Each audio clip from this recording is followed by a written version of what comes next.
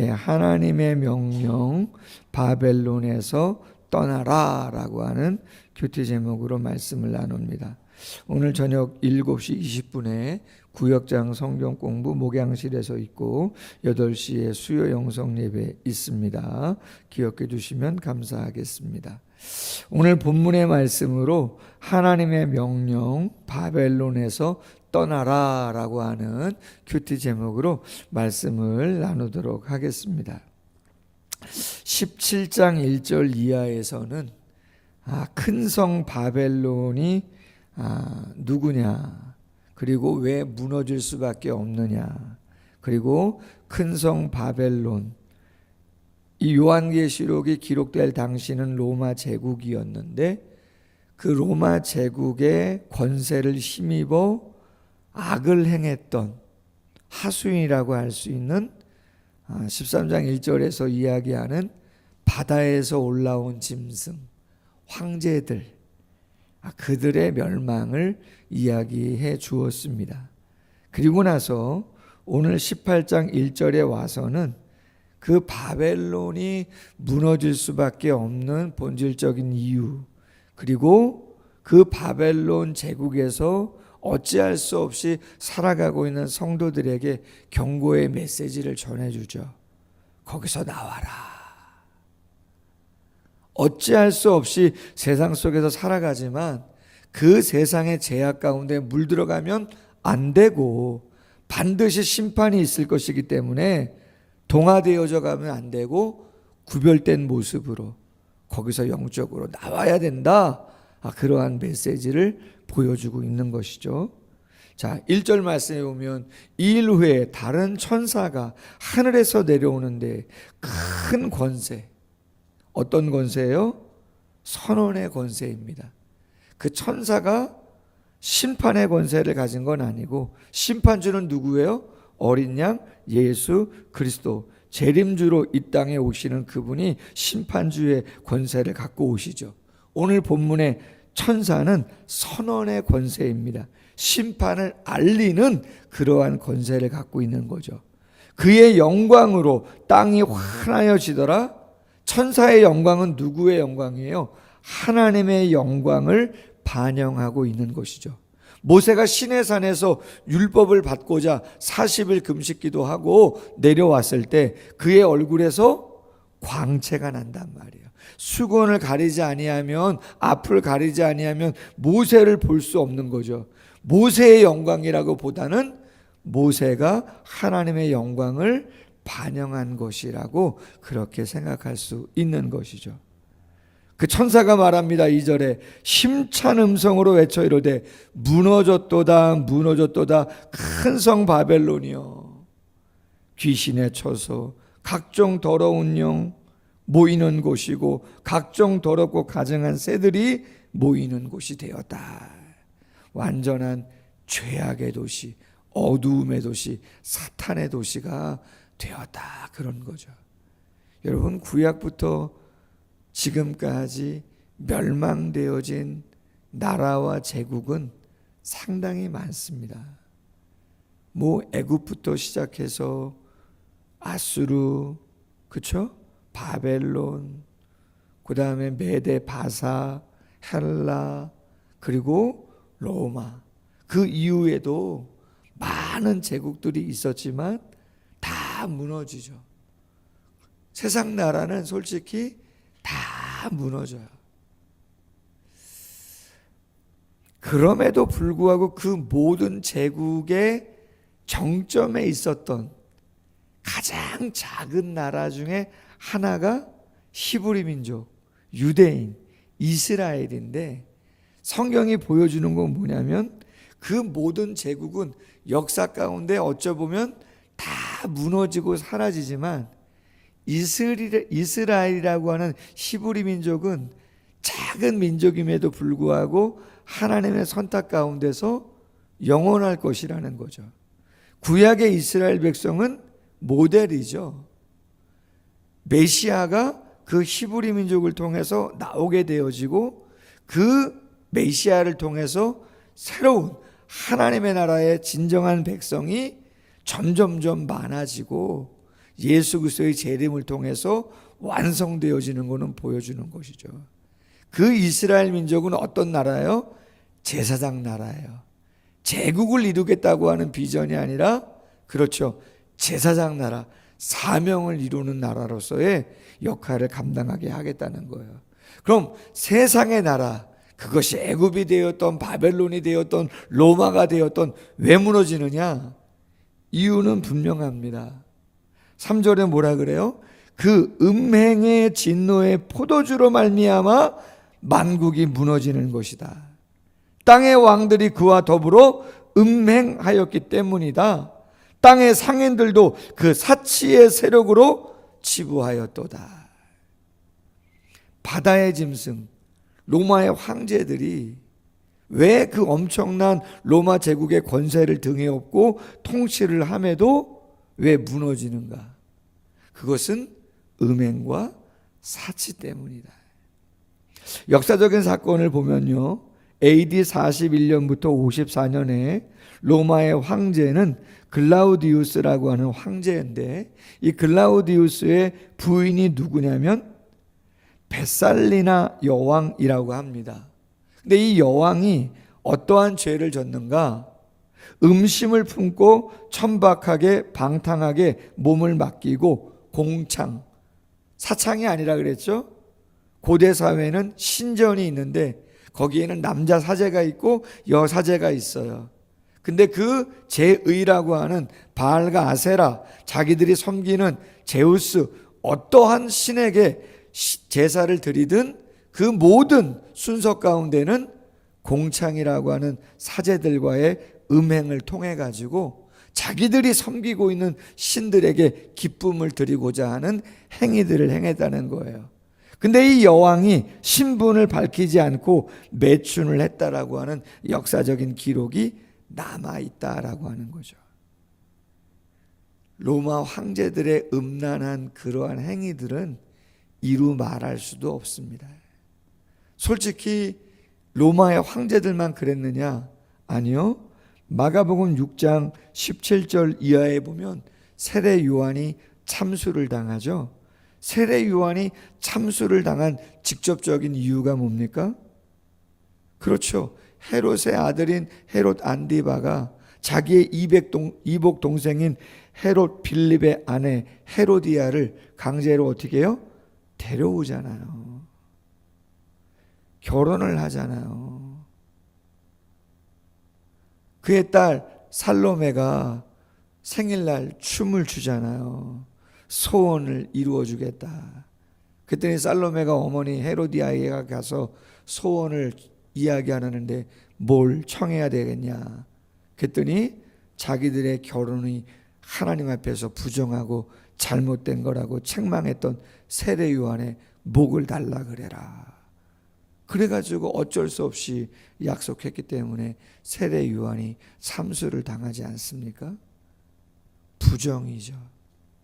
이복 동생의 아내를 힘으로 강제로 취하는, 하나님 앞에 죄를 범하는, 그러면서도 그 죄가 죄인 줄 모르고 죄를 책망하는 선지자를 참수하는 그러한 죄를 범한다 말이죠. 서태후에 대한 이야기를 했지만 얼마나 사치로 과소비로 경제를 어렵게 하고 힘들게 하는 일들이 제국들에게 많았는지 이루해요 알 수 없다. 오늘 하나님께서 메시지를 보내십니다. 뭐라고요? 4절에 내가 들으니 하늘로부터 다른 음성이 나와 이르되 내 백성아 거기서, 어디에요? 그 음행과 사치가 이루 말할 수 없는 그 죄악의 도시에서 나와 그 죄에 참여하지 말고 그가 받을 재앙들을 받지 말아라. 여러분, 지금도 우리에게 솔직히는 말씀하시는 부분이 있는 것이죠. 그렇지 않아요? 소돔과 고모라에게 하나님께서 경고의 메시지를 롯에게 주셨잖아요. 롯이 그 경고의 메시지를 전했습니다. 근데 그의 아내는 뭔가 아쉬워서 못내 아쉬워서 그 죄악의 도시에 미련을 못 버리고 뒤를 돌아보다가 소금 기둥이 되는 것이고, 그의 사위들은 그 장인의 경고의 메시지가 분명히 있었음에도 불구하고 웃고 끝남으로 말미암아 유황불이 내릴 때 같이 멸망당하는 그러한 안타까운 일들이 있었던 것이죠. 가끔요, 유튜브나 이런 거 보면, 언제였나요? 한 십수년 전에 쓰나미 있었잖아요. 센다이, 일본의 동북 지역에 있었는데, 그게 센다이에만 있었던 것이 아니고 동남아에도 엄청난 쓰나미가 지진으로 인해서 왔던 것들 보시잖아요. 여러분, 솔직히 저희가 상상이나 할 수 있나요?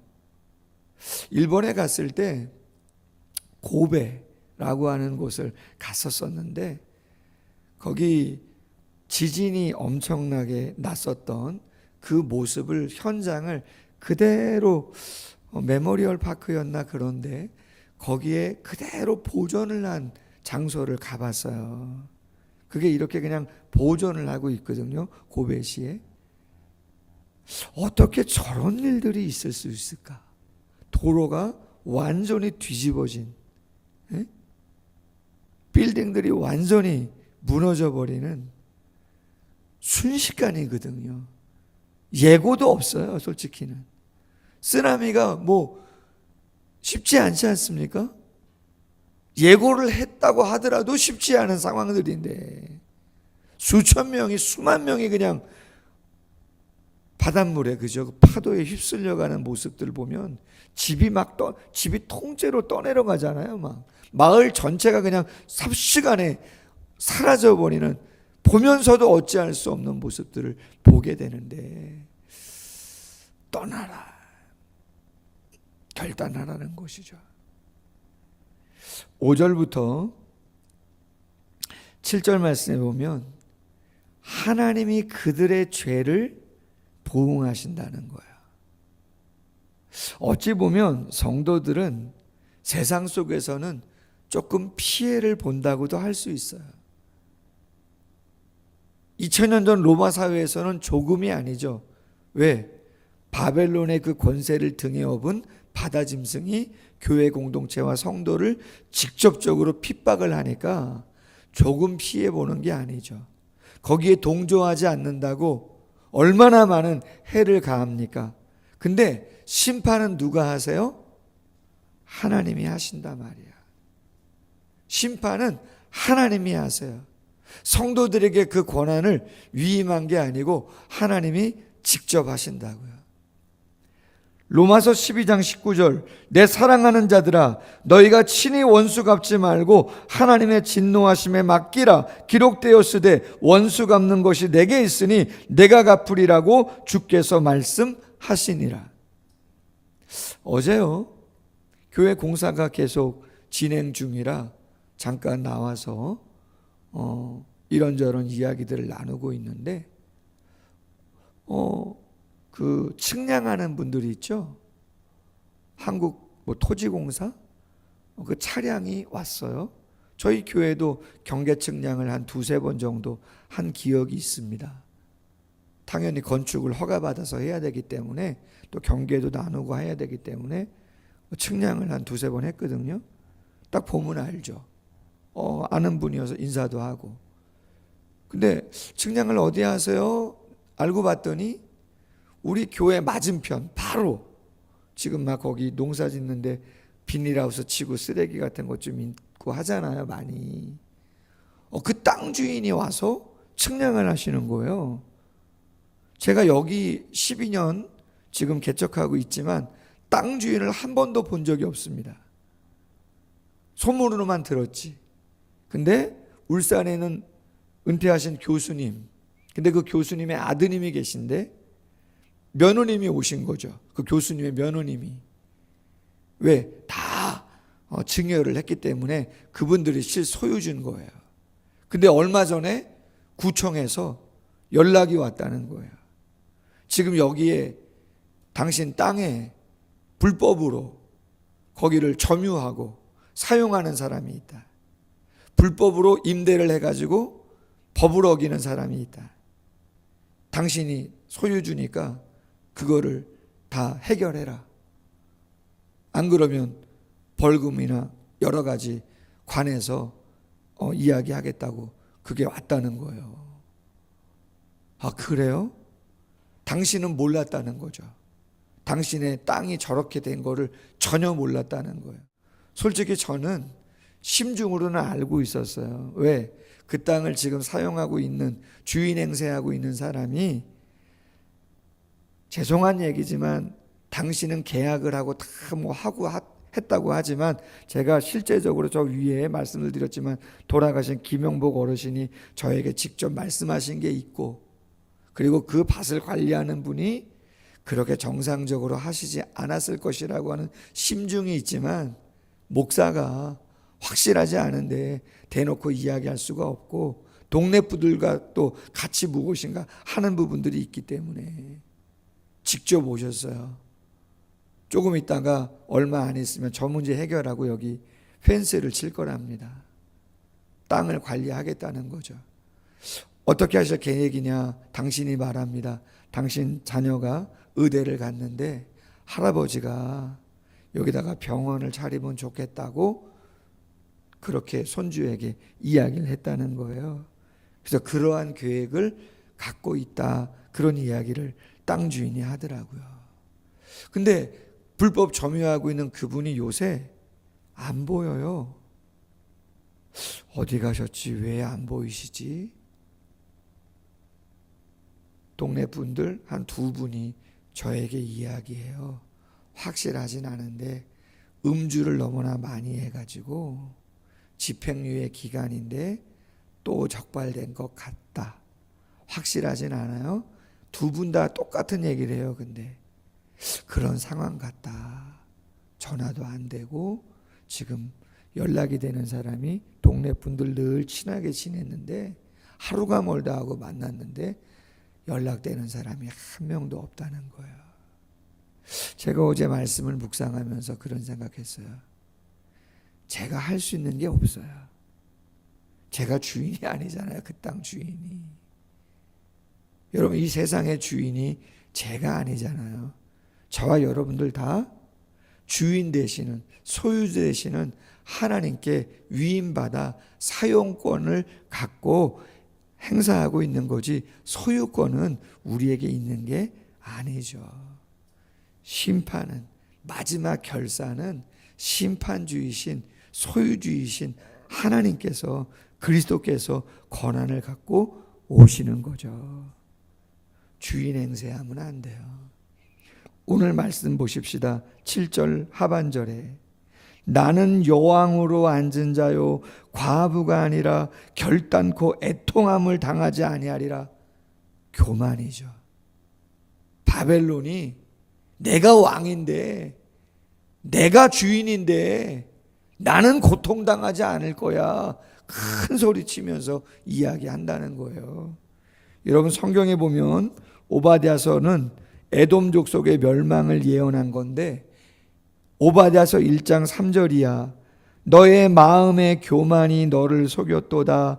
바위 틈에 거주하여 높은 곳에 사는 자여, 내가 마음에 이르기를 누가 능히 나를 땅에 끌어내리겠느냐 하니, 내가 독수리처럼 높이 오르며 별 사이에 깃들일지라도 내가 거기서 너를 끌어내리리라.